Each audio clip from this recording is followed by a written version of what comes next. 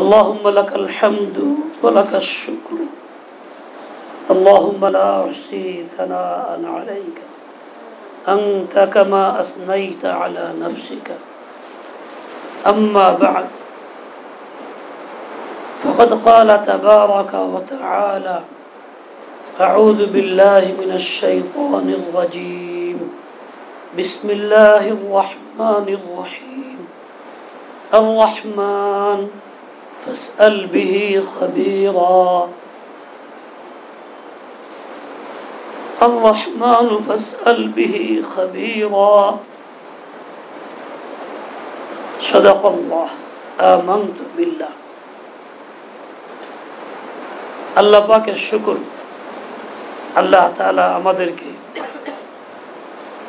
দীর্ঘ এক মাস পরে আবার ইসলাহি মাহফিলে আসার সুযোগ দিয়েছেন আলহামদুলিল্লাহ সুম্মা আলহামদুলিল্লাহ। অনেক ভাই আসতে পারেন নাই, কেউ কেউ ফোন করে দোয়া চাইছেন। আল্লাহ পাক ওই সমস্ত ভাইদের অসুবিধা দূর করেন, দিলের নেক বাসনা পূর্ণ করে দেন। আগামী মাসে ইসলাহি মাহফিল যথানিয়মে হবে ইনশাআল্লাহ। এরপরে নভেম্বরের আগামী মাস নভেম্বর মাস, ওই মাসের 19, 20, 21 3 দিন ব্যাপী ইসলাহি মাহফিল যা প্রতি বছর হয়ে থাকে, নভেম্বরের 19, 20, 21 তা হবে। আপনারা দোয়া করেন আল্লাহ যাতে সহি সালামতে আফিয়াতের সাথে ওই সময়টা ইসলাহি মাহফিল করার তৌফিক দান করেন এবং আমাদেরকে এবং আরো তালিবিনদেরকে, আল্লাহ প্রেমিকদেরকে আসার সুযোগ করে দেন। এতক্ষণ পর্যন্ত আমরা আমলে ছিলাম, নামাজের পরে খানা তো মানুষেরই বৈশিষ্ট্য, খানা খাওয়া। ফেরেশতা মাখলুকের মধ্যে ফেরেশতা খানা খায় না, এদের খাওয়াও দরকার নাই, পানিও দরকার নাই। আমাদের দুর্বলতা কমজোরি আছে, খানাও দরকার, পানিও দরকার। আমরা খানা খাওয়ার জন্যই সময়টা এখানে লাগাইছি। এরপরে আবার তেলাওয়াতে কালামে পাক সূরা কাহফ পড়ানো হয়েছে। অনেক ভাই কোরআন পড়তে জানি না, আর জুমার দিনে এই আমলটা মাসনুন আমল। এজন্য যাতে আমরা না পড়তে পারলেও শুনলাম, জীবনে আমলে পরিণত হইল, এইভাবে তেলাওয়াত করা হয়েছে। ওই আমলও আমরা শরীক ছিলাম। আল্লাহ পাক আমাদের সবাইকে কবুল করেন। সূরা কাহফ যিনি পড়েন, আল্লাহ পাক তাকে দাজ্জালের ফিতনা থেকে মুক্ত করেন। দাজ্জাল মানে শুধু এই না যে একজন বৃহৎ ব্যক্তি যার নাম সারা পৃথিবীর ছড়ায় সেটাই আছে।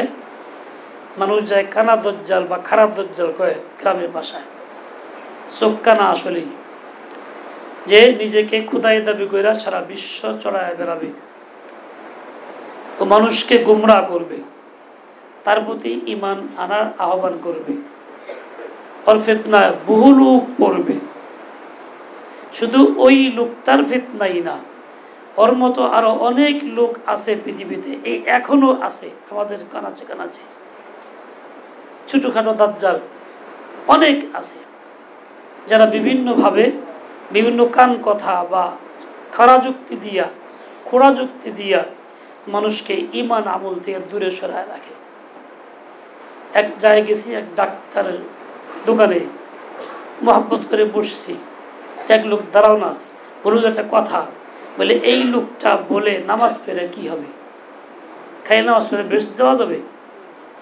তাহলে এই লোকটা মুসলিম পরিচয় আছে, মুসলিম সমাজে মুসলমান নামধারী, হয়তো মাঝে মধ্যে নামাজ কালাম পড়েও, কমাস কম বছরে ঈদের নামাজ, জোয়ান নামাজ তো পড়ে, কিন্তু তার কথা হলো খালি বেশ নামাজ পড়লে বেশ যাওয়া যাবে।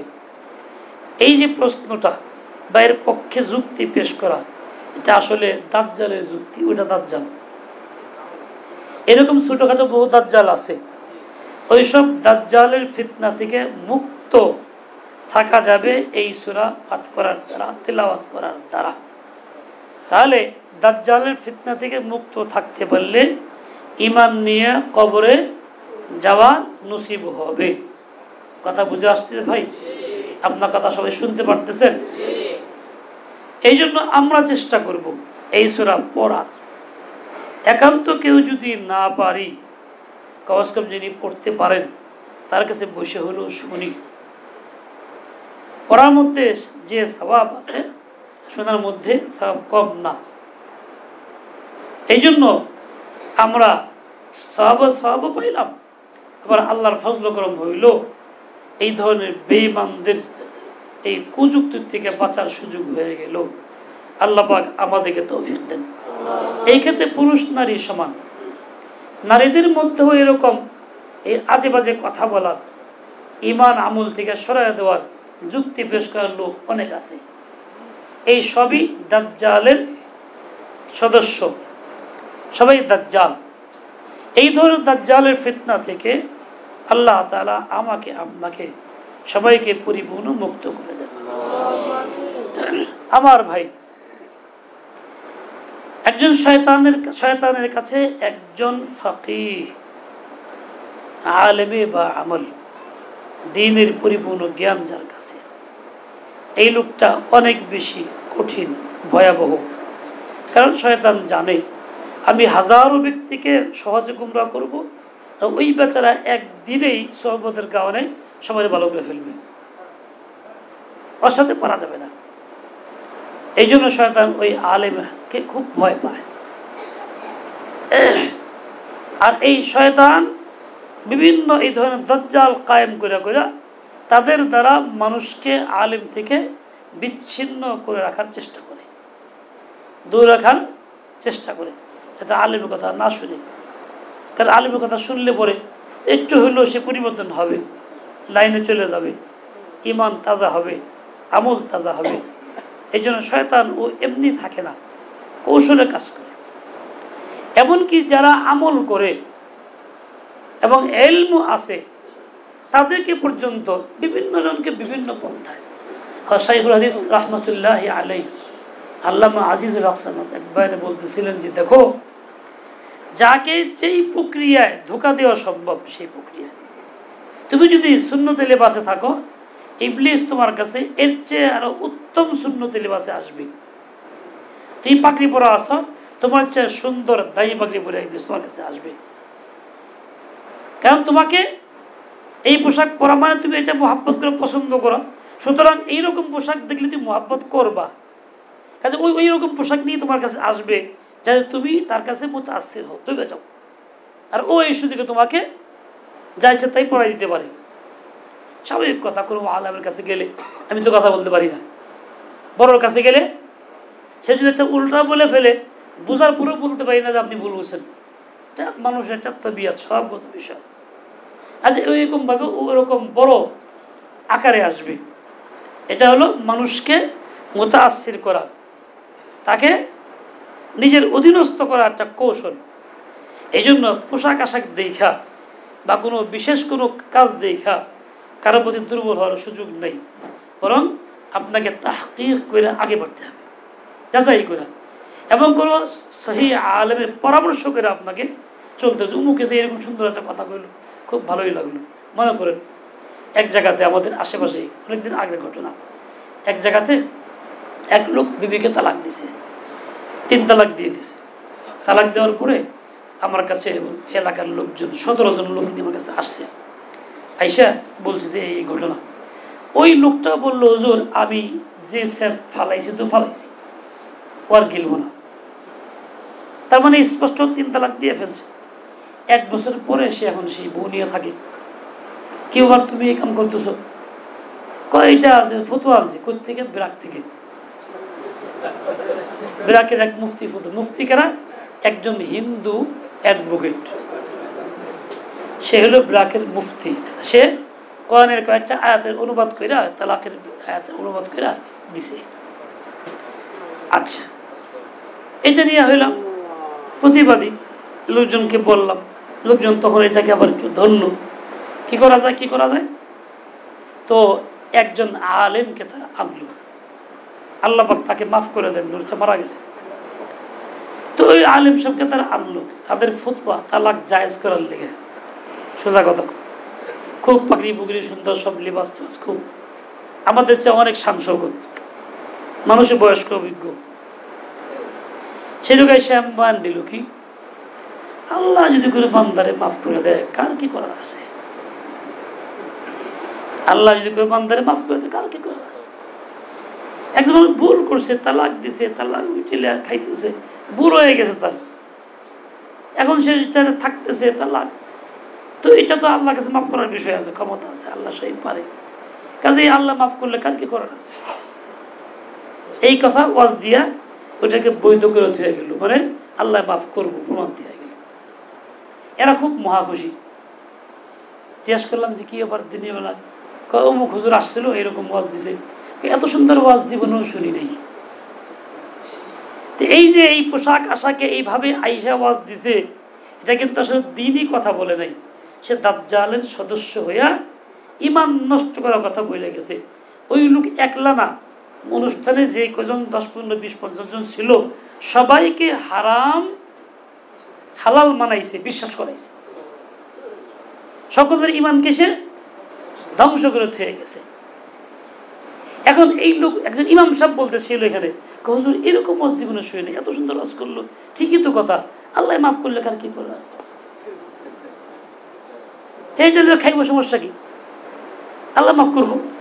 আমার ভাই, এই ধরনের যেমন এই পোশাক নিয়ে বলার, তার মানে ইবলিস এই পোশাক নিয়ে লোক তৈরি করে রাখছে আমাকে ধোঁকা দেওয়ার জন্য। আমার চেয়ে ওইরকম একটা অন্য পোশাক, ওইরকম অন্য পরিবেশ, ওইরকম ভাবভঙ্গি নিয়ে না আসতে পারলে তো আমি তারা মানবো কেন? আমাকে সে দেওয়া কেমনি? সমাজের মধ্যে ছড়ায় ছিটে আছে। ও ভাই, এই সমস্ত দাজ্জালের ফিতনা থেকে বাঁচার দুইটা পদ্ধতি। একটা হলো যিনি আমার কাছে এবং আলেমদের সমর্থনে বিশ্বাসযোগ্য, সহি এবং একদম হক আলেম, তার কাছে বিষয়গুলি পরামর্শ করা, শেয়ার করা, বলা, এই বলছে, মুখে এই বলছে, মুখে এই বলছে, কথা শুনে লাভ না দেওয়া। আর একটা হইলো এই যে আমল, তার মধ্যে অন্যতম একটা আমল হইল সূরা কাহফ, এই আমলটা করা। তাহলে আল্লাহ পাকের ফজল করম হবে ইনশাআল্লাহ, আল্লাহ হিফাজত করবে। হাকিমুল উম্মত মাওলানা আশরাফ আলী থানভী রহমতুল্লাহ আলাইহি লিখছেন, কোনো মানুষ যদি আরেকটা আমল করে, সেটা হলো এই, প্রত্যেক নামাজের পরে ওই আয়াতটা দিয়া দোয়া করে, রব্বানা লা তুজিগ কুলুবানা বা'দা ইদ হাদাইতানা ওয়া হাব লানা মিন লাদুনকা রাহমাহ ইন্নাকা আনতাল ওয়াহ্হাব। আল্লাহ পাকের ফজল করম হবে তার প্রতি, সেই দাজ্জালের ফিতনা থেকে বাঁচবে, মানে ঈমানের সাথে দুনিয়া থেকে যাইতে পারবে, আল্লাহ পাক তাকে ঈমানের সাথে কবুল করবেন। সূরা কাহফ না পড়তে পারলেও তো এইটা পড়া সম্ভব হবে, এই দোয়াটা করা সম্ভব হবে। ছোট একটা দোয়া, 1.5 থেকে 2 লাইন সর্বোচ্চ, এটা মুখস্থ করা, কোরআন পড়তে না পারলেও কারোর থেকে জেনে নেওয়া, একেবারেই সহজ ব্যাপার, ইচ্ছা করলেই উপায় হয়। কাজে আমি যদি বাঁচতে চাই, বাঁচার পথ আমার জন্য খোলা আছে, আমি যেন ওই পথ অনুসরণ করি, এই জন্য এই আয়াতটাও পড়ার চেষ্টা করি। মানে দোয়া, প্রত্যেক নামাজের পরে দোয়া কবুল হয়ে থাকে। আমি বিশেষ কোনো কাইফিয়তে বসলাম না, হাতও উঠাইলাম না, কিন্তু দিল থেকে আমি আল্লাহর কাছে চাইলাম, মুখে উচ্চারণ করলাম, রব্বানা লা তুজিগ কুলুবানা বা'দা ইদ হাদাইতানা ওয়া হাব লানা মিন লাদুনকা রাহমাহ ইন্নাকা আনতাল ওয়াহ্হাব। এটা খুব স্বাভাবিক বিষয়, কঠিন বলতে কিছুই না। আমার ভাই, ইচ্ছা করলে এই আমলটা করা সম্ভব হবে কি হবে না? আমরা করবো তো ইনশাআল্লাহ। এই যে উলামায়ে কেরাম বয়ান করতেছিলেন, এনারা বয়ানের মধ্যে আমার কিছু প্রশংসার কথা বলছেন। আসলে এইগুলি সব হুসনে জন, সুধারণা, এগুলি বাস্তবে কিছু না, হাকিকত নেই। মানুষ সুধারণা করলে যে করবেন তিনি সওয়াব পাবেন, খারাপ ধারণা করলে গুনাহ হবে। খারাপ ধারণা করলে কিয়ামতের ময়দানে তাকে আল্লাহ তাআলা তলব করবেন, জিজ্ঞাসা করবেন, তুমি খারাপ ধারণা কেন করলা, এর পক্ষে দলিল দাও। তুমি এর চুর মনে করো, ডাকাত মনে করো, লুই মনে করো, দুনিয়াদার মনে করো, সেই করো, যাই তুমি বলতেছো, দলিল দাও, প্রমাণ কি তোমার কাছে আছে? এখন একজন লোক যে ধারণা করে এমন সময়ের দলিল থাকে না, দলিল ধারণাই থাকে। আর ধারণা তো দলিল না, কিয়ামতের ময়দানে সে দলিল দিতে পারবে না, তার মানে সে কঠিন শাস্তিযোগ্য অপরাধী বলে বিবেচিত হবে, শাস্তিও হবে। এই জন্য কারোর প্রতি কুধারণা, খারাপ ধারণা দরকার নেই। হ্যাঁ, সুধারণা লোকটা ভালো, এইটা মুখ দিয়ে প্রকাশ করলেও সমস্যা নাই, কারণ ভালো কথাই বললাম, লোকটার পক্ষে লোকটা ভালো, এতে আমার নেকি হইল। এই জন্য মানুষের মধ্যে সুধারণা রাখা চাই। সুন্নত তরিকা আল্লাহর নবী সাল্লাল্লাহু আলাইহি ওয়াসাল্লামের আমল ছিল মানুষ সুধারণা রাখা, খারাপ ধারণা রাখার না। তা আমরা এই সুন্নত চিন্তা করবো, সুধারণা মানুষের প্রতি রাখবো, কুধারণা কারো প্রতি না রাখি। এইটাও দাজ্জালের একটা ফিতনা। দেখবেন যে কোনো আলেমে দিন খেদমত করতেছেন, কোনো বিশেষ খেদমত করতেছেন, 10 জন আলেম বলে এরকম ওরকম এই সেই, আরে তোমাকে পিসাব তো ওই হয়েছে বলে ফেলবে, প্রমাণ কি? কিছুই না। কোনো একজন আলেম মারা গেছে, নাই। যাইতেছিলাম একদিন বাসে, উনি বাস স্ট্যান্ডে দাঁড়ানো, বাস থামছে, তো বলতেছে কই না, ঢাকায় যাই। তো বললাম যে দোয়া করে, একটু পরেশানি আছে, টাকা পয়সার দরকার। ঠিক এই কয়দিন আগে 2 কোটি টাকা দিয়ে গেলো, এটা কি করলাম? আবার কয়, তা আমি কি জবাব দেব? 2 কোটি টাকার 1 কোটি টাকা খাইছি, আর 1 কোটি টাকা আছে, আমি আর আপনি দুজন মিলে খাবনি। 2 কোটি টাকা দিয়ে গেল বস্তা বইরা, কি করলাম? তোমার 2 কোটি টাকা 1 কোটি আমি খেয়ে ফেলাইছি, আর 1 কোটি বাকি রয়েছে, আমি আর দুজনে মিলে খাবো।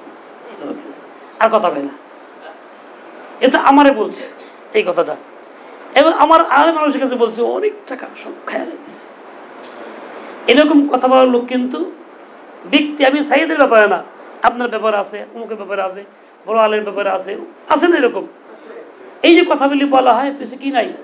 কোনো দলিল নাই। এই কথাগুলি দলিল ছাড়া বলা হালাল না হারাম? নেকি না গুনাহ? ছোট গুনাহ না বড় গুনাহ? বড় গুনাহ। এই ধরনের বড় গুনাহে লিপ্ত আমি যে শুনলাম, সমর্থন করলাম, চুপ থাকলাম, মানে সমর্থন করলাম, আর যে বললো সেও আমার ভাই। এটাও দাজ্জালের একটা ফিতনা, ছোট দাজ্জালের ফিতনা। আমি দেখছি দরকার নাই, এই সেই কত দিকে দিলাম। ওয়ালাইকুম আসসালাম। সামনের শুক্রবার ওনে রোজা লাগবো, বেজাল মিঠান লাগবো। সামনের শুক্রবারে আমার পারব না, ওই দিন অন্য একটা প্রোগ্রাম আছে, তারপরে যাওয়ান লাগবো। আগে করবে এটা পরে কমানি, ডাইরি দেখে পরে কমানি। বসেন গা।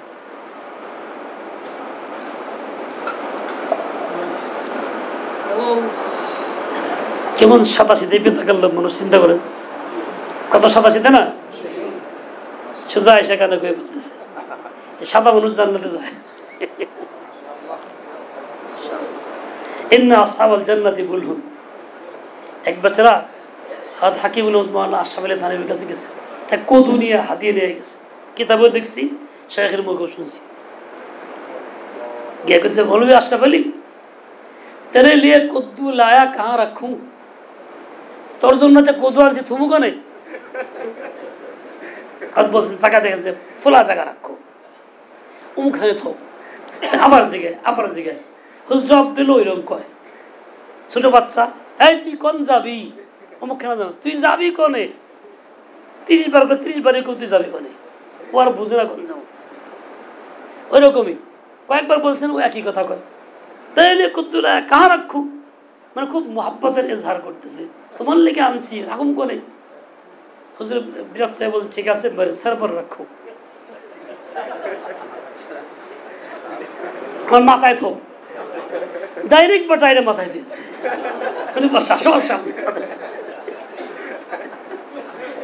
এরকম মানুষের দুনিয়াতে আছে। আল্লাহ তাআলা আজীব দুনিয়া বানাইছে, কত রকম মানুষ বিচিত্র বানাইছে। সরল সোজা, ইন্না আসহাবাল জান্নাতি বুলহুন। সরল মানুষ জান্নাতে যায়, আর বেশি পেশিগুলি বিপদে পড়ে। দেখবেন খানা একেবারে যে গেছে, যে বুদ্ধি বেশি, চালাক বেশি, পেশি বেশি, ও আড়াইছে, 3 দিন ঘুরছে, বাড়িঘর পায় নাই, হোটেল পায় নাই, কষ্ট করছে, আর যে খুব সরল সোজা খুব বোকা হে আড়াই নেই ওই আল্লাহর ঘরে গিয়ে সালাই করলে হেদিকে বিপদ। এই ঘটনা আবার অনেকবার দেখা, অনেকটি দেখা। কয় কি কয় এটা ব্যাপার হইলো, সব চিনি, ইংরেজি অক্ষর বুঝি, আরবি অক্ষর বুঝি, সব লেখা আছে, ব্যাপার হইলো। আবার কেউ হাতে জানলো বকির লেগা একলা গেলে আমু সে 3 দিন ঘুরা পাহাড়ে এমন 3 দিন পরে কান্না চেয়ার একদম পরিবর্তন হয়ে গেছে 3 দিনে চিন্তা দুশ্চিন্তা এইরকম হইব। সারাই করন নাই সাহাবা একরামকে আল্লাহ তাআলা খুব সরল বানাইছেন, বিরাট গুণ ছিল তাদের। রাসূলুল্লাহ যা বলছেন বাস সাথে সাথে আল্লাহ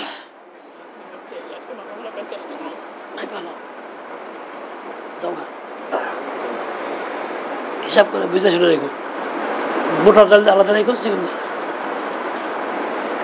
আমার ভাই তো এরকম দাজ্জালের ফিতনা আছে, দাজ্জাল এরকম ফিতনা দিয়ে দেয় আলেমকে পর্যন্ত, গায়রে আলেমকে পর্যন্ত এভাবে দিয়ে দিয়ে তাকে সরায় রাখে, আমল থেকে বঞ্চিত করে, মাহরুম করে। আল্লাহ মাফ করুক, আল্লাহ। এক লোক আমাকে এসে বলতেছিল কিছুদিন আগে যে হুজুর আমি স্বপ্নে দেখছি উমুক ইমাম সাহেব সে আমার বিশ্বাস, তার কাছে বায়াত হইতেছি। তার কাছে গিয়ে বললাম যে আমি তো আপনার কাছে বায়াত হইতেছি, স্বপ্নে দেখলাম, তা আমি বায়াত হব। ঠিক আছে থাকো, তুমি আমার সাথে থাকো। কারণ 2 বছর তার সাথে ঘুরলাম কিন্তু কিচ্ছু হইলো না। জিজ্ঞাসা করি কয়েক দূর, আমি তো কেউ কাছে খলিফা না, তা আমি তোর বায়াত করলাম কি, তাহলে তুমি অন্য জায়গায় যাও। এই 2টা বছর পিছনে ঘোরাইছে কি জন্য? সরাসরি বললো যে ভাই স্বপ্ন দেখছো, আসলে আমি তো এই কাজের যোগ্য না, আমি কারো খলিফার বায়াত করতে পারি না, অমুকখানে যাও বা অমুকখানে যাও। তাহলে এই লোকটাকে ফিতনা থেকে বাঁচাইতে পারতো। 2 বছর তার সঙ্গে সঙ্গে রাখছে আশা দিয়ে দিয়ে, কিন্তু বাস্তবে কি না, কিছুই না। কত রকম বলছে এই অবস্থা। তাই সে বললাম যার নাম বললাম ভাই ও তো কারো কাছে, কারো তো সোবত ইফতাও না, কারো খলিফাও না, তো কেমনি তার কাছে ঘুরলাম? আমার হ্যাঁ এরকম রাখছে। দেখেননি কত রকম ধোঁকা শয়তানের, ফিতনা কত রকম আছে, চিন্তাও করা যায় না। আল্লাহ পাক সবাইকে হেফাজত করেন। আমার ভাই তো এই দাজ্জালের ফিতনা থেকে আমাকে আপনাকে সবাইকে বাঁচতে হবে। বাঁচতে না পারলে আল্লাহ না করুন দুনিয়া থেকে যাওয়ার সময় ইমান হারা হয়ে গেলে সবই গেল, সারা জিন্দির মেহনতটাও গেল। তো এই হুসনে-জন কারো প্রতি রাখা সুন্নত। যা বলতেছি না হুসনে-জন, শুধাও না। অনেকে কয় হুজুরের সামনে কত প্রশংসা করলো, কিছুই করলো না, হুজুর তো আহলে হক না, বাতিল, প্রশংসা করলো কিছুই করলো না। ও ভাই ওলামায়ে কেরাম আছেন, আপত্তিকারী থাকলেও সেও শুনবেন। রসুলের আকদাস সাল্লাল্লাহু তরিকার মধ্যে কে প্রশংসা করলে তারে কি ধমক দিয়ে খেদানের কথা, হ্যাঁ বেটা বাগেন থেকে সর, এরকম কোনো তরিকা আছে? কোনো আমল রসুল্লাহ আছে? কোনো সাহাবীর আছে? নাই। একজন সুধারণা প্রকাশ করছে করুক, আমি খারাপ মনে না করলে, আমি নিজেকে ওই রকম মনে না করলেই তো হলো। আমি যে খারাপ মনে করলে তো আমি তো ওইসব কিছুই না, ব্যাপারটা করছে গোগ্গা, তারা সুধারণা এটা। হযরত ফাখরুল হাসান রহমতুল্লাহ আলাই বসা আছেন, তো মানুষের খুব প্রশংসা করতেছে, উনি খুব হাসতেছেন, খুব খুশি। তো মানুষ কই হুজুর আপনি তো কি করলেন, প্রশংসা করলো আর আপনি খুব খুশি? বেকুফ, তুই বুঝোস না এই প্রশংসা তো আমার না, আমার আল্লাহর প্রশংসা। এই কোন করলে আমার দেশে আল্লাহ, আমি কি আমার নাকি ব্যাখ্যাল নেই কোনকার? আমি খুশি এই জন্য হয়েছি, ও আল্লাহ কি প্রশংসা হইতেছে, আলহামদুলিল্লাহ আলহামদুলিল্লাহ, মনে মনে আমি এই কথা কইতেছি, তুই কি বুঝলি? বুঝেন না এই কথা? ও লোকটা বড় ভালো মানুষ, ভালো কি আমার গুণ, বাট আল্লাহ দিছে, প্রশংসা কারো দিছে? ও খুব নামাজি, নামাজি কি ক্ষমতা আমার, এটা আল্লাহ দিছে, প্রশংসা কারো দিছে? আল্লাহ দিছে। আমি তো এই জন্য খুশি, এই জন্য আসতেছি, আমি কি আমার প্রশংসা আসতেছি? ব্যাখ্যাল জানি কোনকার চোখ খুলছে। আপনি খারাপ ধারণা করবেন কেন? আপনার খারাপ ধারণা করার সুযোগ নাই যে ভালো না, এরা তো প্রশংসা করে কিছু কয়টা না। আরে মিয়া তুমি তার দিলের খবর জানো সে কি মনে করে? তা তো জানো না। সে তো ফখরুল হাসানের মতো চিন্তা করতে পারে, তাহলে কেমন হবে? আলহামদুলিল্লাহ, আল্লাহ শুকুর, আমি এতে খুব খুশি না, খুব কিছু মনে করি না, মনে করি যে এরা আমার জানে না, শুনে না, এর লিগে এরকম করতেছে। 2 সালে বললে থাকতো তো সে বুঝতো আমি কিরকম। আমার মনে আপনার আমি এই কথাই কইছি যে আল্লাহ এটা কি কয়, আমার দেহেও নাই, আমার আমলকে তারা দেহে কি করি, চুরি করে ডাহাতি করি, কাজে আমাদের কইতেছে কোকা। আমি নিজেকে এরকম মনে করতেছিলাম। আলহামদুলিল্লাহ, আল্লাহ পাকের মেহেরবানি, আল্লাহ শুকুর। আকাবেরের তরিকা এটা। হাদিস আছে ফাহতু ফি আফওয়াহিহিম তুরাব, সামনে প্রশংসা করলে মুখে ছেপ দাও, মাটি দাও, মাটি দাও। এই মাটি মানে বাস্তবে তার মাটি মুখে ফেঁকে দিও না, কাজে লাগবো। এই মাটি মানে হইল সে যে কথাটা বলতেছে ওইটা তুমি উল্টাও, যে ভাই তুমি যা কইতেছ শুধু হওয়ার ওটা আমার নাই, এই কথা বললে মাটি হয়ে গেল। এটা কথা কি হয়ে গেল? বা অন্য কোনো কৌশলে কথা বলা। কাজেই এই জন্য আমি খুশি, মহা খুশি, বিরাট কিছু হয়ে গেছি, কিচ্ছু না, যে মিশা কথা, আমি কিছুই হই নেই। আমি গুনাহগার মানুষ, আলহামদুলিল্লাহ আল্লাহ ওয়ালাদেরকে সামান্য সহবত পাইছি, এই জন্য ওইটুকু খেলি গনিমত মনে করতেছি। তাছাড়া আমার আর কিছু পুঁজি নাই, একদম পুঁজি ছাড়া। আমি মনে করি যে আপনারা আমল করেন, ইমান ঠিক করেন, গুনাহ থেকে বাঁচেন, আমল করেন, তো আপনাদের আমলগুলি আমার নাজাতের উসিলা। আমি এইটা মনে করি। আমার কোনো আমল আছে মনেই করি না, আলহামদুলিল্লাহ বাস্তব এবং নাই কোনো বাস্তব আমল আপনাদের থেকে নাজাতের উসিলা মনে করি সবসময় ধরে। আল্লাহর এক বান্দা বুজুর্গ ছিলেন হাফেজ জামিল সাহেব রহমতুল্লাহ আলী, উনি সারা জিন্দিগিতে মাত্র 8 জনকে বায়াত করছেন। বায়াত করতেন না, খুব খুব কঠিন ছিলেন, বায়াত করতেন। হাজি আব্দুল্লাহ মহাজির মক্কি ভূমিকে বায়াত করছেন। বলে হুজুর আপনি তো বায়াত করেন, উনি তো বায়াত করেন না। বলে ভাই দেখো, যে লোকটা আমার কাছে আসে সে তলব নিয়ে আসে, সে আল্লাহকে পাওয়ার জন্য আসে, ওই লোকটা আমার চেয়ে অনেক ভালো, ওই লোকটা আমার চেয়ে অনেক ভালো, সে আল্লাহকে পাওয়ার জন্য তলব নিয়ে আসছে, ওই তলব আমার ভিতরে নাই।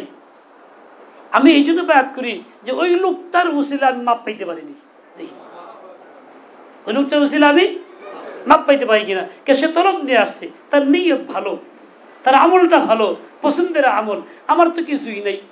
কাজে আমি ওই লোকটার উসিলায় আমি মাপ পাইতে চাই, সেজন্য বায়াত করি, অন্য কোনো কারণে না। ও ভাই, আল্লাহ আমাদের চিন্তা তো এরকম ছিল, তৈরি আমার জন্য রয়ে গেছে। আমার ভাই খুব বুঝে শুনে কাজ করি, তো এই সমস্ত হসনেজন, তো এটা সত্য কথা। এর থেকে যে সবকটা আপনারা পাইলেন, এই সবকটা আপনারা গ্রহণ করেন। আমার ভাই, আমি আপনি মুহতাজ, আল্লাহ পাকের রহমতের মুহতাজ, ভিখারি। আমার কোনো সমস্যা আসলো, এই সমস্যার সমাধানের জন্য আমি দুনিয়ার নিয়মে চলতে পারি, সমাধানের জন্য আমি ইচ্ছা করলে 10 জনের কাছে প্রকাশ করতে পারি, কিন্তু প্রকাশ করলে সমাধান হওয়ার গ্যারান্টি নেই। দুনিয়ার নিয়মে চললেও সমাধানের গ্যারান্টি নেই, কিন্তু আল্লাহর কাছে বলতে থাকলে সমাধানের গ্যারান্টি আছে। এই মুহূর্তে না হইলেও 2 দিন পরে আর আগ পরে এটা সমাধান হবেই হবে, আল্লাহ করেই দিবেন। আমার এক ভাই স্ত্রী মারা গেছে, বেচারা খুব পরেশান হইলেন। এখন বিয়ে করতে চাইলে ছেলেমেয়েরা খুব বাধা হয়ে দাঁড়াইল, কোনো ক্রমেই রাজি না। আমি বুঝাইতে গেলাম, আমার খুব উল্টাপাল্টা ব্যবহার করলো, ছেলেমেয়েরা খুব খারাপ কথা বললো। আর মা বলছে, মারও খুব খারাপ কথা বললো, উল্টাপাল্টা বললো। তো মনে কষ্ট নিয়ে আসলাম, তারপরেও লোকটার দরকার, এই জন্য আমরা চাইতেছিলাম। উনি বলেন যে ভাই আমি আল্লাহকে দোয়া শুরু করলাম, খুব কাঁদলাম কয়দিন, খুব কাঁদলাম। কয়েকদিন পরে ছেলে এসে কয়, আব্বা আপনি একটা পাত্রী দেখেন, আমরা আপনার বিয়ে করে দিব। আমাকে বাজান তুমি অনেক কথা কও। কয় কি, মা গত রাত্রে আমার এসে মাথার পিছাপতে গেছি, বাজান তোর বাপের বিয়ে করে দিয়ে ভালো হইব। মা মারা গেছে, স্বপ্নে মা ছেলেকে বলছে, বাজান তোর বাপের বিয়ে করে দিয়ে ভালো হইব। পিঠ হাপতে মাথা হাপতে আমার কয়ে গেছে, কাজে আমি বিয়ে করবো আপনার। আচ্ছা, যেই ছেলে কঠিন অবস্থা, আমার বন্ধু কারিগর বিদায় করলো, এত কঠিন, ওই ছেলে এখন রাজি হইলো কেন? কেন রাজি হইল? আল্লাহ তাকে রাজি করেছে। কিভাবে? মার ওসিলা দিয়ে। উনি বলেন যে এটা আমার বিয়ে যে হবে এটা আমি চিন্তাও করি নাই, আমি খালি আল্লাহর কাছে কাঁদছি কয়দিন যে আল্লাহ খুব বিপদে আছি, আমি এখন কি করবো, কোন পথে এতদিন ব্যবস্থা করে দাও। মাখলুকের কাছে কইয়া সমাধান হয় নাই, কার কাছে কই হয়েছে? আল্লাহর কাছে কয়ে সমাধান হয়েছে। আল্লাহ ছেলেকে এইভাবে লাইন করাই দিছে, বিয়ে হয়েছে। আলহামদুলিল্লাহ জরুরত পুরা হয়েছে। মাখলুকের কাছে পেশ করলে নিশ্চয়তা নাই, না হওয়ার সম্ভাবনাই বেশি। কিন্তু খালিকের কাছে বললে, জাগাবত বললে পরে যদি কোনো আসবাব বাহ্যিক দেখা যায় না, কিন্তু আসল আসবাব এখানেই আছে। করবেন কে? করবেন কে? করবেন তো আল্লাহ তাআলা। ও ভাই, দিলের মালিক কে? আমি না আপনি? দিল ঘোরাবেন কে? দিল ঘোরান তো আল্লাহ তাআলা। আমি কাজটা করতে মাখলুকের সাহায্যে, মাখলুকের কাছে আসবেই না। হ্যাঁ, আল্লাহর কাছে বলি, আল্লাহ যদি ওর দিল ঘোরা তবে সে আসবে, তবে সে প্রয়োজন পড়া হবে। এই জন্য আমি না বলি। আমার খুব মহব্বতের এক ছাত্র আছে, পরশুদিন বলতে, হুজুর আমার বিভিন্ন সমস্যা আছে, এই কথাগুলি আমি মানুষের কাছে বলি না। খুব দোয়া করতেছিলাম, আল্লাহর ফজল করবে এমন হয়েছে সমস্যার সমাধান হয়ে গেছে, যারা উল্টা তারাই সিধে হয়েছে। এমন কয়েক হুজুর তো আমরা এত কিছু করলাম, হুজুর দেখি মানুষ বড়দের সাথে সম্পর্ক রাখে, মনে মনে করে বড়োর সাথে সম্পর্ক রাখছি, আসল জায়গায় আসল বড়োর সাথে রাখছি, সম্পর্ক ঠিকই রাখছি, আসল জায়গায় রাখছি। হাজী ইমদাদুল্লাহ মুহাজির মক্কি রহমতুল্লাহ আলাইহি গভর্নমেন্ট ওনার বিরুদ্ধে পরোয়ানা জারি করল, ব্রিটিশ গভর্নমেন্ট ধরার জন্য। উনি হিজরত করবেন, রওনা হইলেন, দেশ ছেড়ে চলে যাবেন, মক্কায় থাকবেন। যাওয়ার আগে ওনার একজন বিশিষ্ট শাগিদ মুরিদ এক মুসলিম জমিদারের বাড়িতে গেলেন। ওই এলাকার মেয়ের বিয়ে হয়েছে, মেয়ের সঙ্গে দেখা করে ওখান থেকে যাবেন। এই অবস্থা গেছেন পর ওই বাচ্চা জমিদার খুব খুশি, মেহমানদের খুব করছেন, রাখছেন। 3-4 দিন ওই জমিদারের কোথায় রাখবেন?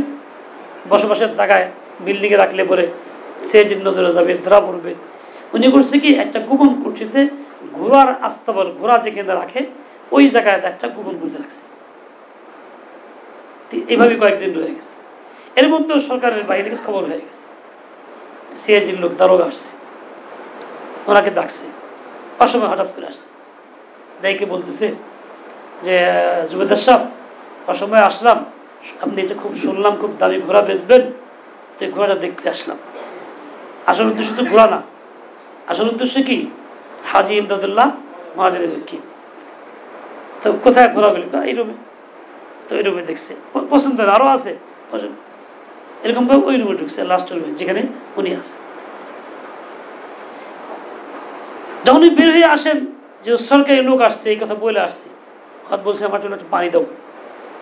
এক বোতল পানি দিছে, ওই যে ফুলের মধ্যে উজুকে নামাজ দাঁড়াইছে। ওই লোক দেখে দেখে দ্বিতীয় রুম দেখে, তৃতীয় রুম ঢুকে দেখে কেউ নাই, খালি একটু পানি পড়ে রয়েছে নিচে। বলে জমিদার সাহেব পানি কেন এখানে? বলে উজুকে নামাজ পড়তে হয় মাঝে মধ্যে, তো এখানে থেকে উজু বসে উজু করে। আপনাদের নামাজ তো মসজিদে, এখানে কি গোপনে কিসের নামাজ?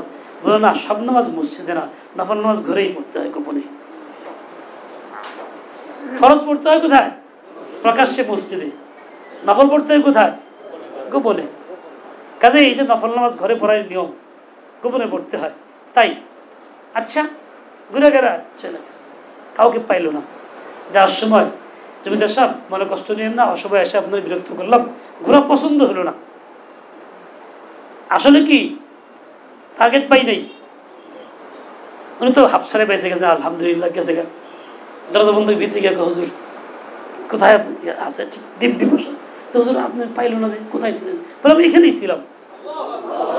পাইল না? কারণ নামাজ দাঁড়াইছিলাম, আমি নামাজে ছিলাম। এই যে লোকটা পাইল না, সরকারি লোক আইসা কেন পাইল না? উনি সাহায্য চাইছেন কার কাছে? সম্পর্ক করছেন কার সাথে? বড়র সাথে, আল্লাহু আকবার যিনি, তার সাথে সম্পর্ক করছেন। এই জন্য কারো নজরে পড়ে নাই। এই গোপন করার ক্ষমতা কার আছে? একমাত্র আল্লাহর আছে। একমাত্র কার আছে? আল্লাহর আছে। এই জন্য ওই দুশ্মনের হাত থেকে আল্লাহ বাঁচাইছেন। আল্লাহ পাক উনি কিন্তু মাখলুক মুখী হন নাই, হাইউতাস করেন নাই। আমি কি করা যায়? তাহলে একটা রাস্তা দাও, কোনখান দিয়ে যাবো, চোখের তলে গিয়ে পলাই, অমুকখানে যায়, কিচ্ছু না, এখন একটা পানি দাও, পানি দিয়েছে, ওজুকে নামাজ দাঁড়ায় গেছে। ও ভাই, হাজী ইমদাদুল্লাহ মুহাজির মক্কি যে আল্লাহর বান্দা, আমরাও কিন্তু সেই আল্লাহর বান্দা বান্দি। হাজী সাহেবের সময় যে আল্লাহ ছিলেন, এখনো কিন্তু সেই আল্লাহ আছেন না নাই? হাদিস সাহেবের সময় আল্লাহ শুনতেন, এখনো তিনি শুনেন। হাদিস সাহেবের সময় আল্লাহকে ডাকলে আল্লাহ কবুল করতেন, এখনো তিনি আছেন, ডাকলে কবুল করেন না নাই? উনি যেমন সরাসরি আল্লাহর সঙ্গে সম্পর্ক এরা নামাজ দ্বারা সাহায্য চাইছেন, ইস্তাইনু বিস-সাবরি ওয়াস-সালাতি। আমার ভাই, আমি আপনি যদি এটা আমার তরিকা বানায় ফেলি, অভ্যাসে পরিণত করে ফেলি, যত সমস্যাই আসুক না কেন, আগে নামাজে দাঁড়াই, নামাজ পড়ে আল্লাহর কাছে কান্নাকাটি শুরু করে দেয়, ইনশাআল্লাহ তাআলা সমস্যা যত বড়ই হোক না কেন, যত কঠিনই হোক না কেন, সমাধান তার চেয়ে অনেক বেশি সহজ। সমাধান অনেক বেশি সহজ। যত কঠিন তত সহজ, যত কঠিন বরং তার চেয়ে বেশি সহজ, তার চেয়ে বেশি সহজ। আমার ভাই, এই জন্য বাস সম্পর্ক আল্লাহর সাথে করি, দিল লাগাই তো এক জায়গায় লাগাই, মাখলুকের সাথে দিল না লাগাই, দিল মাখলুক থেকে উঠায় ফেলি। যখন সম্পূর্ণ বিচ্ছিন্ন দিল করতে পারবো মাখলুক থেকে, তখনই আল্লাহর খাসরত পাবো। আল্লাহ তখনই আসবে যখন মাখলুক থেকে আমি সরে যেতে পারবো, বিচ্ছিন্ন হয়ে যেতে পারবো, তখনই আল্লাহ পাকের রহমত আগাই আসবে। এটাই তরিকা। এই যে আমরা নেককার মজলিসে চাল তালাশ করি, আল্লাহদের সোহবতে যাই, আলেমদের সোহবতে যাই, কেন যাই? আসলে এই অবস্থাটা সৃষ্টি করার জন্য যাই, এই নিসবতটা সৃষ্টি করার জন্য যাই যে আমি তো সম্পর্ক আল্লাহর সাথে গভীর করতেছি, মাখলুক থেকে আমি সম্পর্ক সরাই ফেলতেছি। আচ্ছা ভাই, এটা জিজ্ঞাসা করি একটা কথা, আমরা দোয়া করি অনেক সময় নিজেরা ব্যক্তিগতভাবে বা আনুষ্ঠানিকভাবে হাতটাই তো দোয়া রব্বানা যালামনা বলতেছি, সাথে সাথে আমার মন অমুকখানে গিয়ে রয়েছে, অমুক চিন্তাটা করতেছি। এরকম হয় কি হয় না? কথা বুঝতে পারলাম না? আমি দোয়া করতেছি ইমাম সাহেবের সাথে, আলেমের সাথে, রব্বানা যালামনা পড়তেছি, আমি আমিনও কইতেছি, ওই মুহূর্তে আমার দিলের চিন্তা অন্য কিছু, বাজারে দোকানে অমুক ব্যক্তির সাথে অমুক জায়গায় আছে, অমুকখানে বিয়ে হয়েছিল, ওইখানে যাইতে দিব, এসব দিল পাক পাটতেছে, ঘুরতেছে এক লাগলাই। এরকম হয় কি হয় না? তাহলে আমার দোয়াটা কি সত্যি শুধু আল্লাহর কাছে করা হইল? মন দিয়ে হইল? এক সুইর সাথে এক মনে? তা কিন্তু হয় নাই। রশ্মি দোয়া পালন হয়েছে, হ্যাঁ আল্লাহ কাছে চাইছি। এইরকম রশ্মি দোয়া কইরা বলা যায়, বা এরকম রশ্মি দোয়ার পরেই কথাটা আসে, কত চাইলাম জীবনে হইল না, তো কত দোয়া করলাম কবুল হইল না। মুস্তাফা বিয়ে করার চেষ্টা করতেছে, হয় না। হ্যাঁ, কয়টা দিকে হারলো তো হয় না। আসলে হওয়ার কাছেই যায় না, আসলে কি হওয়ার কাছেই যায় না, যাকে মধ্যে সে বলেই না। বললো এরকম হাদিসে আসছে কি, লা ইয়াকবালুল্লাহু তাআলা আদ-দুআ আন কলবিন লাহিন, যেই অন্তর অমনোযোগী, খেলতামাশায় আছে, অন্যমনস্ক আছে, এমন অন্তরের দোয়া আল্লাহ তাআলা কবুল করেন না। আল্লাহ নবী বলেই দিয়ে গেছেন, আমি আপনি দোয়া একাই করি আর আনুষ্ঠানিকভাবেই করি, ওই দোয়ার মধ্যে আমার দিল হাজির থাকে না, আমার দিল 10 জায়গায় যায়, পাক পরে ঘোরাফেরা করে। এই জন্যই আমার ওই দোয়া কাজে আসতেছে না। কোন এক বান্দা আসছে, হুজুর এটা দোয়া পানি ভরে দেন, আমি সূরা ফাতিহা পড়ে দিলাম, কিন্তু আমার 100 ভাগ সূরা ফাতিহা পড়ার প্রতি মনোযোগ ছিল না, আল্লাহর রহমত আশা ছিল না। এই জন্য সূরা ফাতিহা পড়ে দিতেছি, কাম হইতেছে না। হযরত আলী রাদিয়াল্লাহু তাআলা আনহু একজনের মাটি পড়ে, সূরা ফাতিহা পড়ে মাটি পড়ে দিয়েছেন, এক কিতাবে দেখছিলাম, সোনার চাকা হয়ে গেছে, যাও লয়ে যাও গা। আরেকজনে আসছে, একজনের কাছে সে দিছে, কিচ্ছু হয়নি। কি বাবা সূরা ফাতিহা তুই বললা কিছু হলো না, উনি দিয়ে দিল তো স্বর্ণ চাকা হয়ে গেল। বলে বেকুফ, তার মধ্যে আলীর দিল নাই। সূরা ফাতিহা আছে কিন্তু কি নাই? আলীর দিল তোর মধ্যে নাই। আলী রাদিয়াল্লাহু যেরকম আল্লাহমুখী হইয়া সূরা ফাতিহা পড়ছেন, তুই সেরকম পড়ছ নাই, এর লিগা হয় নাই, এই জন্য হয় নাই। 100 ভাগ সত্য কথা, আমার দিল ওইদিকে মনোযোগী থাকে না, বিভিন্ন মুখী থাকে, একসুই হয় না, একাগ্র হয় না। এই জন্য আমি আসলে চাইলেই পাইতেছি না। আল্লাহর কসম, সেই আল্লাহ এখনো জীবিত, ওই আল্লাহ এখনো শুনেন, ওই আল্লাহ এখনো দোয়া করার যোগ্যতা রাখেন, যে আল্লাহ আগে ছিলেন। এখনো আমি যদি ওইরকম মনোযোগ দিয়া 100 ভাগ মনোযোগ দিয়া আল্লাহর কাছে নাসুর বান্দা হয়ে বলি, তো আল্লাহ তাআলা আজও আমার জন্য ওইরকম ফয়সালাই করবেন, মোটেই বেশ কম হবে না। সাহাবী জমিনে গিয়া দোয়া কইরা পানি উঠাইছেন, তাবি সাহাবি জমি দোয়া কইরা বৃষ্টি নামাইছেন, মানে দোয়ার হয়েছে, আল্লাহ বৃষ্টি দিয়েছেন। ওনাদের গোলামের গোলাম হাফিজজিকে দেখছি বৃষ্টি নিয়ে দোয়া করছেন, এমন বৃষ্টি হয়েছে যা কল্পনাও করা যায় না। বৃষ্টি হয় না, অনাবৃষ্টি একাধারে, মানুষ হাহাকার। ঢাকা শহরে পানি নাই, বৃষ্টি না হলে তো পানিও বন্ধ হয়ে জায়গা। হ্যাঁ, পানির অভাব। আমরা মাদ্রাসায় পড়তাম, 3 দিন 4 দিন গোসল করতে পারতাম না, সরকার ওয়াসা পানি দিতে পারতো না, নদীতেও পানি নাই, নিচ থেকে পানি ওঠে না। কি কঠিন বিপদ, কয়েক মাস একাধারে 5 দিন এমন গেল, একে মানুষ একেবারে খুব বেশি অস্বস্তিকর হয়ে গেল। কেল্লার মাঠে এলান হলো বৃষ্টির নামাজ পড়া হবে। আমরা বাচ্চা, আমরাও গেলাম, মিজান পড়ি, এই লালবাগ পড়ি, তখন হেরাদের নৌক এরকম পড়ি, গেলাম। সবাই আসলেন, মহিউদ্দিন খান সাহেব রহমতুল্লাহ ছিলেন, মুফতি আব্দুল মুহিত সাহেব রহমতুল্লাহ আলী ছিলেন, নামাজ পড়লেন মুফতি আব্দুল মুহিত সাহেব রহমতুল্লাহ আলী, কথাবার্তা বললেন মহিউদ্দিন সাহেব, দোয়া করলেন হাফিজজি। যখন দোয়া হাত উঠাইলেন, আকাশ কালো হয়ে একাত্তরা শুরু হইল। এই বৃষ্টির দোয়ার মধ্যে প্রচণ্ড বৃষ্টি হইল, সবাই ভিজা। এরপরে ভিজে ভিজে সবাই গেলাম, এক দোকানে গিয়ে বসছি হোটেলে, তাকে এক করছিল গপ্প করে, সালায় হাফিজজি এমন দোয়াই করছে, সালায় আসমান থেকে সালায় আল্লাহ একে ডাইলা দিচ্ছে রে, সালায় একদিন দোয়া করে নাই কিনলে গা, তাহলে তো আগে হইতো। এরকম বৃষ্টি হইল, আল্লাহ আকবার, যা কল্পনা দিত। উনি আল্লাহর কাছে বলছেন, আল্লাহ তাআলা দিছেন কে? আল্লাহ তো উনি আছেন যে আল্লাহ এখন ওই সময় যিনি ছিলেন উনি তো আছেন। তা আমি বললে আমারটা কেন হইতেছে না? বলে আমি তো ওইরকম বলতেছি না, হাফিজজি দিল্লিয়া বলতেছি না, আমার দিলটা ওরকম তৈরি করতে হবে, ওরকম বানাইতে হবে, তাহলে ইনশাআল্লাহ তাআলা এই নিরাশ হওয়ার কিছু নাই। আমি এখনও পাবো, যেমন আগে পেয়েছি, বঞ্চিত হব না। আল্লাহ তাআলা আমাকে এখনও দিবেন।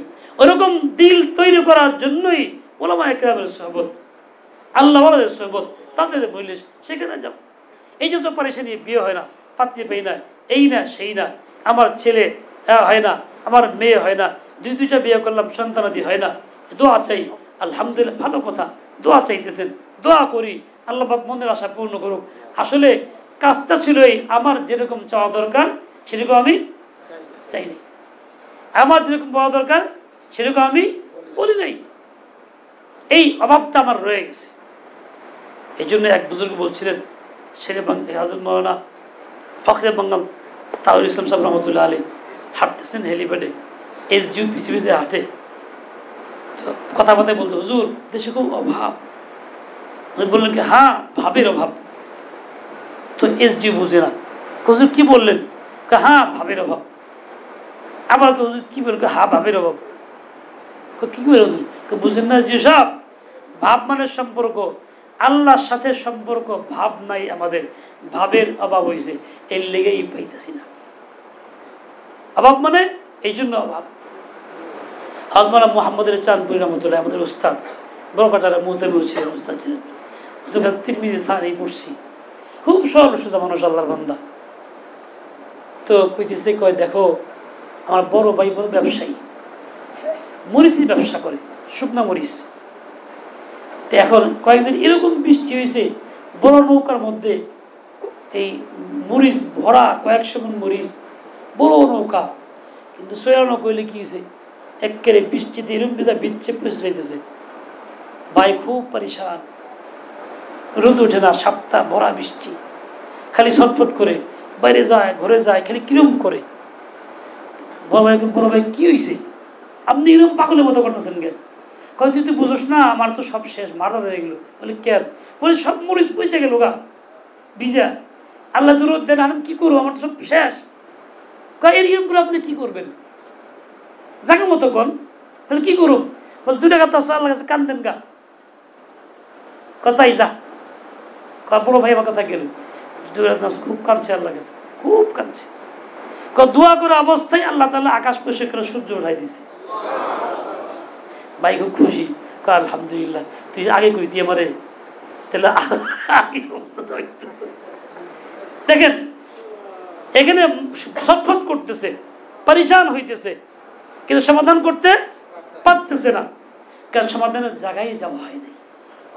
আমরা কিন্তু এভাবেই থাকি, বিপদে পড়লে ছটফট করি, পরেশান হই, কিন্তু জায়গা মতোই যাই না, যার জন্য আমার তা হয় না। আমার ভাই, আমার তো সেই মালিকের সাথে সম্পর্ক গভীর করা দরকার। এই সবকটাই আমি মুজাকারা করি আমার নিজের জন্য, আপনার জন্য। আপনি এই সবকটা নিয়ে যান। যার আদানা সমস্যা সেটাও তাই আল্লাহর কাছে বলেন। বেশি হলে তো কথাই নাই। আপনার সমস্যা কিরকম? বলে আজকে বাজারের পয়সা নেই, এটাও আল্লাহর কাছে করেন, নামাজ পড়ে। লবণ নাই বলে এটাও করেন, তেল নাই বলে এটাও করেন। ছোটখাটো জিনিস আল্লাহর কাছে চাওয়ান যায়? আল্লাহ অনেক বড় মহান, ছোট জিনিস চাওয়ান যায়? বললে আল্লাহ অনেক মহান, কিন্তু মহান দেখেই তিনি মহত্তর গুণ দিয়েছেন। ছোট হলেও তাকে আল্লাহ রেয়াত করেন, তুই যা চাস নে, বড়ত্বের গুণ তার মধ্যে আছে। কোনোদিন আল্লাহ চাইলে বলে নারাজ হয় না। অনেকেই দেন, আমার এখানে মহাব্বতের লোক আছে, একজনই বলছে আমার কাছে, আমগো এলাকায় একটা লোক আছে, হে কয় কি নামাজ পড়ে না, কয় এত বেশি আল্লাহ তাকল লাগে না, বেশি থাকলে আল্লাহ বেজার হয়। মাঝে মধ্যে ডাকুন, বছরে এক আধবার ডাকুন, ভালো কেনা আল্লাহ খুশি হয়েছে বোকা। এই কথা লোক আছে, এই সেলিম কই, কামারপাড়া সেলিম নাই, ওই যাচ্ছে আমার কাছে বলছে। তো এই আরেক দাজ্জাল, সাধারণ মানুষকে ধোঁকা দিতেছে। এত জেলে জেলে নামাজ পড়া লাগে, এত বেশি আল্লাহর কাছে খাওয়া লাগে। বেশি করলে কি হয়? আল্লাহ বিরক্ত হয়। বেশি করলে কি হয়? এলিয়ে বেশি কম লাগে না, এত কম কে? বছরে এক আধবার নামাজ শুরুম, এক আধবার ভালো করে কম বছর হয়ে যাবো। এটা কি? এটা কি? দাজ্জাল। ও মানুষকে ঈমান আমল থেকে ফিরাইতেছে, বেঈমান বানাইতেছে। এরকম দাজ্জালের অভাব নাই, বহুরূপী দাজ্জাল পৃথিবীতে আছে। এই সব থেকে বাঁচার জন্য সূরা কাহফ চাই, এই সব থেকে বাঁচার সহিহ ইলম, আহলে ইলমের সম্পর্ক চাই, এই সব থেকে বাঁচার রব্বানা আতিজা কুলুবানা চাই, এই সব থেকে বাঁচার জন্য আল্লাহ বলার সোহবত চাই। সোহবতটাই এমন একটা নেয়ামত, এর দ্বারা ওই সমস্ত ফিতনা থেকে বাঁচা সম্ভব হবে। আল্লাহ পাক আমাকে আপনাকে সবাইকে সব ফিতনা ফাসাদ থেকে বাঁচায় দেন এবং শুধুমাত্র আল্লাহ মুখী বানায় দেন, শুধুমাত্র আল্লাহ মুখী বানায় দেন, শুধুমাত্র আল্লাহ মুখী বানায় দেও। আল্লাহ কথাই যেন বলি, আল্লাহ তাই যেন শুনি, আল্লাহ তাই যেন নেই, অন্য কারো মতো কখনো নাই, কোনো অবস্থাতেই না হয়। আল্লাহ পাক আমাদেরকে তৌফিক নসিব করেন। ওয়া সাল্লাল্লাহু তাআলা আলা নবিয়্যিল উম্মি ওয়া আলা আলিহি ওয়া আসহাবিহি ওয়া